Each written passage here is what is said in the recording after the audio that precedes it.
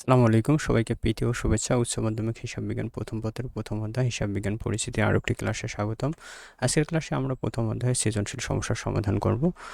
আমরা একটি সৃজনশীল সমস্যা নিয়েছি যেটি 2019 সালে দিনাজপুর বোর্ডে এসেছিল। আলতাফ মাহমুদ 2018 সালে পয়লা মে যন্ত্রপাতি 90,000 টাকা, আসবাবপত্র 80,000 টাকা, নগদ 70,000 টাকা এবং ব্যাংক ঋণ 65,000 টাকা নিয়ে ব্যবসায়িক কার্যক্রম শুরু করলেন। জনাব মাহমুদের মে মাসে অন্যান্য লেনদেনগুলো নিম্নরূপ: মে মাসের 2 তারিখ মাল ক্রয় নগদে 25,000 টাকা এবং বাকিতে 40,000 টাকা। 4 তারিখ মাল ক্রয় নগদে 55,000 টাকা এবং বাকিতে 90,000 টাকা।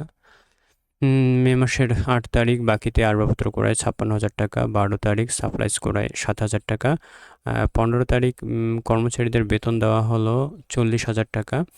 20 তারিখ পত্রিকার বিজ্ঞাপন বাবদ নগদে পরিশোধ 15,000 টাকা এবং 25 তারিখ নিজ প্রয়োজনে কারবার থেকে নগদে উত্তোলন 8,000 টাকা।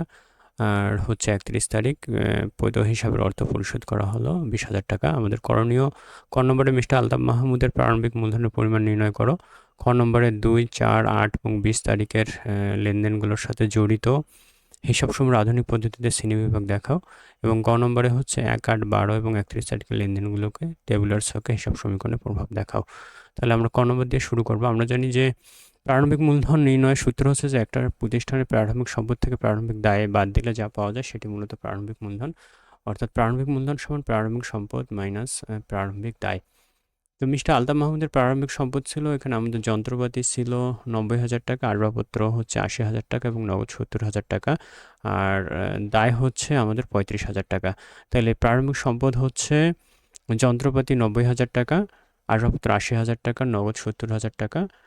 এগুলো যদি আমরা যোগ করি তাহলে মোট হচ্ছে আমাদের প্রারম্ভিক সম্পদ 2,40,000 টাকা।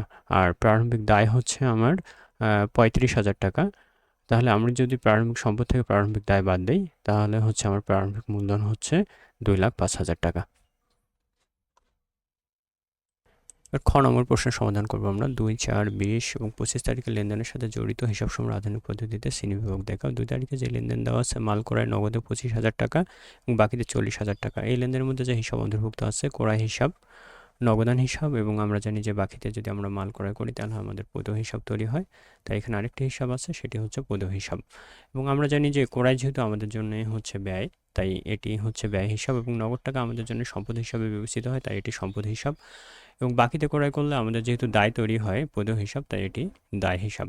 মে মাসের 4 তারিখ মাল বিক্রয় নগদে 55,000 টাকা এবং বাকিতে 90,000 টাকা। এই লেনদেনের মধ্যে যে হিসাবগুলো অন্তর্ভুক্ত আছে একটি হচ্ছে বিক্রয় হিসাব, একটি হচ্ছে নগদান হিসাব এবং বাকিতে মাল বিক্রয় করলে আমরা জানি যে প্রাপ্য হিসাব তৈরি হয়, তাই আরেকটি হিসাব হচ্ছে এখানে প্রাপ্য হিসাব। আমরা জানি বিক্রয় আমাদের জন্য আয় হিসাবে বিবেচিত হয়, তাই এটি আয় হিসাব এবং নগদান হিসাব, নগদ টাকা আমাদের জন্য সম্পদ, তাই এটি সম্পদ হিসাব এবং প্রাপ্য হিসাবও আমাদের জন্য সম্পদ, তাই এটিও সম্পদ হিসাব। মে মাসের 20 তারিখ হচ্ছে পত্রিকায় বিজ্ঞাপন দেওয়া হলো। পত্রিকায় বিজ্ঞাপন বাবদ নগদ পরিশোধ 15,000 টাকা। এই লেনদেনের মধ্যে যে হিসাব অন্তর্ভুক্ত আছে একটা হচ্ছে বিজ্ঞাপন হিসাব আর একটা হচ্ছে নগদ হিসাব। আমরা জানি যে বিজ্ঞাপন আমাদের জন্য ব্যয়, তাই এটি ব্যয় হিসাব এবং নগদ টাকা হচ্ছে আমাদের জন্য সম্পদ, তাই এটি সম্পদ হিসাব। এবং সর্বশেষ মে মাসের 25 তারিখ নিজ প্রয়োজনে কারবার থেকে নগদে উত্তোলন 8,000 টাকা। এই লেনদেনের মধ্যে যে হিসাব অন্তর্ভুক্ত আছে একটি হচ্ছে উত্তোলন হিসাব আর একটি হচ্ছে নগদান হিসাব। আমরা জানি উত্তোলনের কারণে মালিকানা সত্ত্ব হ্রাস পায়, তাই এটি হচ্ছে মালিকানা সত্ত্ব হিসাব এবং নগদ টাকা আমাদের জন্য সম্পদ, তাই এটি হচ্ছে আমাদের জন্য সম্পদ হিসাব। এবার আমরা গ নম্বর প্রশ্নের সমাধান করব। মিস্টার আলতাফ মাহমুদ 2018 সালে পয়লা মে যন্ত্রপাতি 90,000 টাকা, আসবাবপত্র 80,000 টাকা এবং নগদ 70,000 টাকা এবং ব্যাংক ঋণ 35,000 টাকা নিয়ে ব্যবসায়িক কার্যক্রম শুরু করেন। এই লেনদেনটি হিসাব সমীকরণকে যেভাবে প্রভাবিত করবে, আমাদের যন্ত্রপাতি বাড়বে 90,000 টাকা, ঠিক একই সাথে সাথে আসবাবপত্র 80,000 টাকা এবং নগদ হচ্ছে 70,000 টাকা বৃদ্ধি পাবে। এবং বছরের শুরুতে যেহেতু ঋণ ছিল তাই দায়ের দিকে হচ্ছে আমাদের 35,000 টাকা ঋণ বৃদ্ধি পাবে। অর্থাৎ বছরের শুরুর সম্পদগুলো যদি আমরা যোগ করি 70,000, 90 এবং 80,000 তাহলে 2,40,000, সেখান থেকে যদি ঋণ বাদ দেয় 35,000 তাহলে আমাদের প্রারম্ভিক মূলধন হবে 2,05,000 টাকা। এরপর হচ্ছে 8 তারিখ বাকিতে আসবাবপত্র ক্রয় হচ্ছে 56,000 টাকা। এই লেনদেনটি হিসাব সমীকরণকে যেভাবে প্রভাবিত করবে, যেহেতু আমরা আসবাবপত্র ক্রয় করছি তাই আসবাবপত্র নামে আমাদের একটি সম্পদ বৃদ্ধি পাবে 56,000 টাকা এবং যেহেতু এটি বাকিতে ক্রয় করছি সেই সাথে সাথে আমাদের দায় বৃদ্ধি পাবে, অর্থাৎ বৈধ হিসাব বৃদ্ধি পাবে। এরপর হচ্ছে 12 তারিখ সাপ্লাইজ করায় 7,000 টাকা। এই লেনদেনটির কারণে হিসাব সমীকরণের সম্পদের দিকে আমাদের সাপ্লাইজ বৃদ্ধি পাবে, আর যেহেতু সাপ্লাইজ আমরা নগদে ক্রয় করেছি তাই আমাদের নগদ টাকা হ্রাস পাবে। 31 তারিখ পৈধ হিসাবের অর্থ পরিশোধ 20,000 টাকা। এখানে আমরা পৈধ হিসাবকে পরিশোধ করেছি, অবশ্যই এখানে নগদে পরিশোধ করেছি, তাই আমাদের এখান থেকে নগদ টাকা কমে যাবে 20,000 টাকা। এবং সেই সাথে যেহেতু আমরা দায় পরিশোধ করেছি, পৈধ হিসাবকে পরিশোধ করেছি, আমাদের দায় কমে যাবে 20,000 টাকা। সম্পদের কলামগুলো আমরা যোগ করব। প্রথমে এখানে সাপ্লাইজের কলামটা আমরা যদি যোগ করি তাহলে এখানে আমরা পাবো 7,000 টাকা। এখানে আসবাবপত্রের কলাম যোগ করলে 80 এবং 56 সমান 1,36,000 টাকা। আর যন্ত্রপাতি 90,000 টাকা এবং নগদের থেকে আমরা 70,000 থেকে 7,000 এবং 20,000 টাকা বিয়োগ করে তাহলে আমরা পাবো এখানে 43,000 টাকা। ঠিক একইভাবে দায়ের কলামগুলো আমরা যোগ করব। এখানে হচ্ছে পৈধ হিসাব 56 থেকে 20,000 যদি বাদ দেয় 36,000 টাকা এবং ঋণ হচ্ছে 35,000 এবং মূলধন হচ্ছে 2,05,000 টাকা।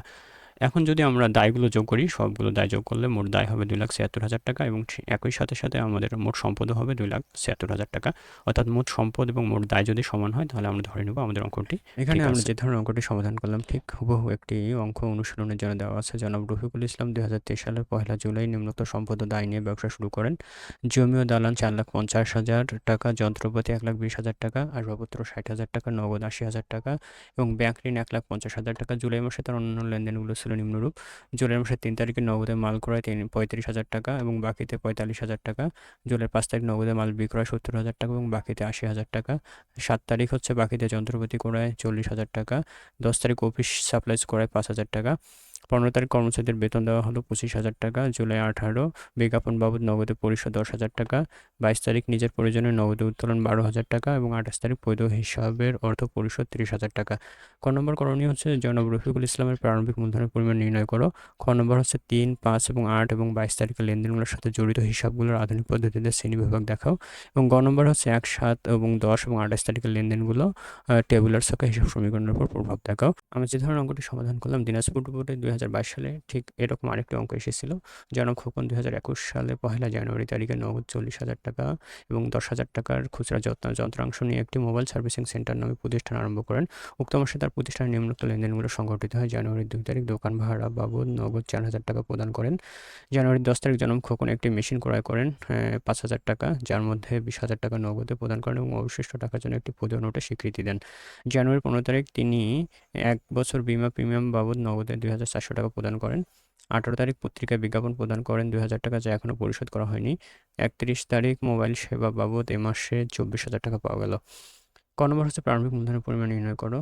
খ নম্বর হচ্ছে জানুয়ারি 2, 10, 15 এবং 18 তারিখের লেনদেনগুলো আধুনিক পদ্ধতিতে হিসাবে শ্রেণীবিভাগ দেখা এবং জানুয়ারির 1, 2, 10 এবং 31 তারিখের লেনদেনগুলো নিয়ে ছক আকারে হিসাব সমীকরণের লেনদেনের প্রভাব দেখাও। এই ক্লাসে আমরা আরও এই অধ্যায়ের উপর সৃজনশীল সমস্যা নিয়ে আলোচনা করব। হিসাব বিজ্ঞানের উপর আরও এরকম নতুন নতুন ভিডিও পেতে আমাদের সাথে যুক্ত থাকো আর কমেন্টে তোমাদের মতামত জানিয়ে দাও। ধন্যবাদ সবাইকে।